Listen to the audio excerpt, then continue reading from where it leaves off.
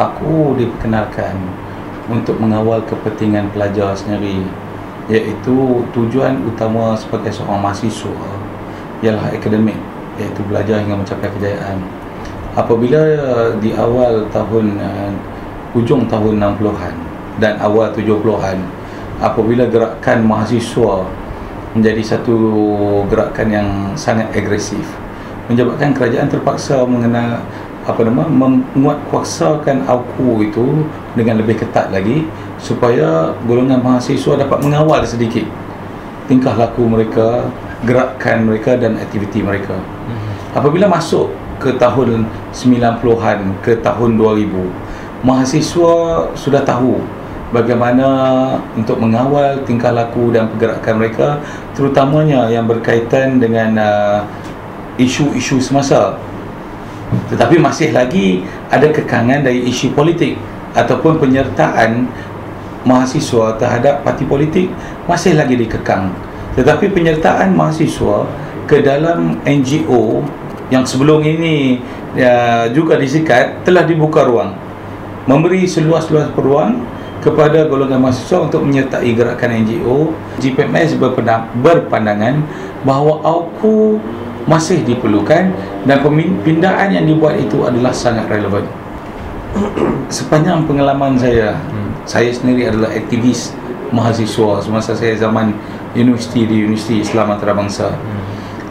Aku berjaya untuk membina golongan mahasiswa yang balance di antara pendidikan, pembelajaran di universiti dan juga sebagai seorang aktivis masyarakat. Aktivis dalam erti kata, aktivis yang tidak terlalu agresif, aktivis yang tidak terlalu memfokus kepada kerja-kerja aktivis sahaja. Keseimbangan di antara tugas sebagai seorang pelajar dan tugas sebagai seorang rakyat, aktivis tadi itu, aktivis masyarakat, dapat diseimbangkan. Kalau berbanding sebelum tahun 74 itu, kebanyakan golongan siswa pada ketika itu banyak menghabiskan masa mereka di atas jalanan. Saya sendiri adalah kelahiran mahasiswa di zaman AUKU. Saya masuk universiti tahun 93, saya tamat 98. Jadi saya sendiri terlibat secara tidak langsung di bawah aku. Tetapi penlipatan saya dalam pertubuhan luar, di mana saya sendiri menjadi ahli majlis tertinggi GPMS kebangsaan sejak saya tahun pertama di universiti, dan saya sangat agresif pada ketika itu hingga saya tamat pelajaran tahun 1998. Jadi aku tidak menjadi satu penghalang. Kebebasan dari segi erti kata, pelajar boleh menyertai mana-mana saja NGO yang mereka sukai. Kalau yang minat NGO alam sekitar, dia ada Sahabat Alam Malaysia. NGO pengguna, dia ada Persatuan Pengguna. Ini adalah satu ruang yang dibuka seluasnya oleh kerajaan untuk mereka aktif dalam NGO ini tanpa ada sebarang kekangan. Yang saya faham sekarang yang menjadi kekangan ialah kerana masih lagi tidak dibuka ruang untuk golongan mahasiswa aktif di dalam parti politik. Itu saja kekangan yang saya rasa mungkin dijadikan sebagai antara faktor kenapa dikatakan bahawa mahasiswa masih lagi tidak bebas. Tetapi sebenarnya secara tidak langsung golongan mahasiswa ini dah menyertai parti politik lah. AUKU pun tak boleh halang sebenarnya juga.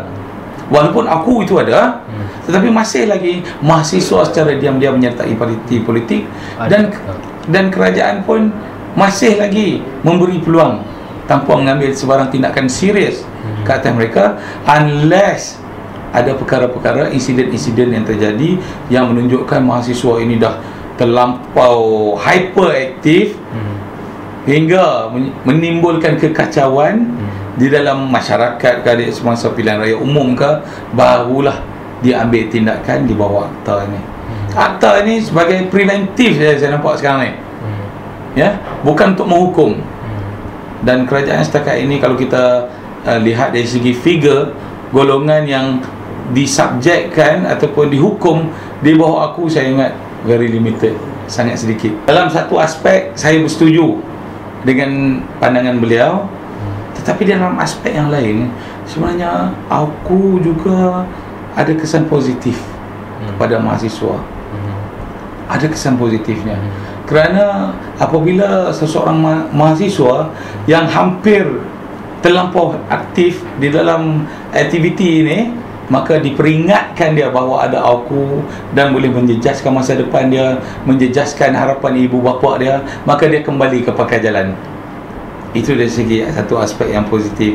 Kalau Datuk Saifuddin bercakap tentang aku melesukan mahasiswa pada hari ini, saya nampak mahasiswa hari ini tidak berbeza dengan mahasiswa zaman saya tahun 93-98, sama saja. Malah saya rasa pada mahasiswa hari ini lebih banyak bercakap berbanding mahasiswa di zaman saya. Jadi tidak timbul soal lesu itu sangat. Ianya terpulang kepada idealisme mahasiswa tersebut. Kalau mahasiswa itu mempunyai semangat yang jitu, jiwa perjuangan, dia tetap kepada prinsip perjuangannya, saya percaya dia boleh menjadi mahasiswa yang hebat. Tapi masih lagi aku diperlukan, saya berpendapat ini secara peribadi dan juga wakili JPMS, aku diperlukan untuk mengawal tindak tanduk mahasiswa kita pada hari ini. Mahasiswa kita semakin terkawal, mereka bijak membahagikan masa untuk belajar dan aktiviti kemasyarakatan sebagai seorang aktivis itu. Saya ingat itu adalah satu aspek yang positif. Kerana keciciran mahasiswa di universiti sekarang ni sangat rendah. Dan kalau itu berlaku pun mungkin kerana pelajar itu mempunyai masalah peribadi yang tersendiri, bukan kerana terlampau aktif ataupun agresif dalam persatuan. Saya kata itu satu aspek yang positif. Kerana yang penting ialah pemimpin atau pengulang mahasiswa mesti menamatkan pelajarannya.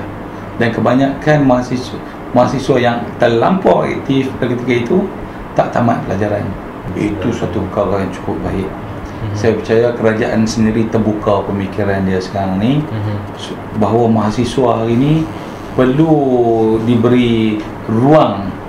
Apabila auku ini dikatakan sangat menyekat, maka perlu diberi ruang, dan ruang ini sewajarnya digunakan dengan sebijak-bijaknya oleh para mahasiswa untuk menyuarakan pendapat dengan lebih terbuka. Di samping rakan-rakan lain boleh berkongsi idealisme mereka.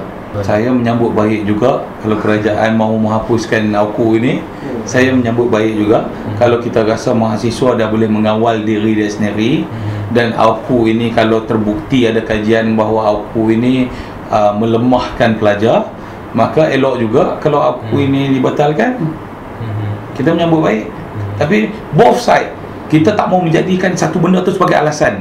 Kerana akulah kami tak boleh aktif, kerana akulah kami jadi begini. No, nak jadi pemimpin, dia mesti belajar mengatasi segala rintangan yang ada. Bagi pemimpin, tak, aku ada, aku tak ada.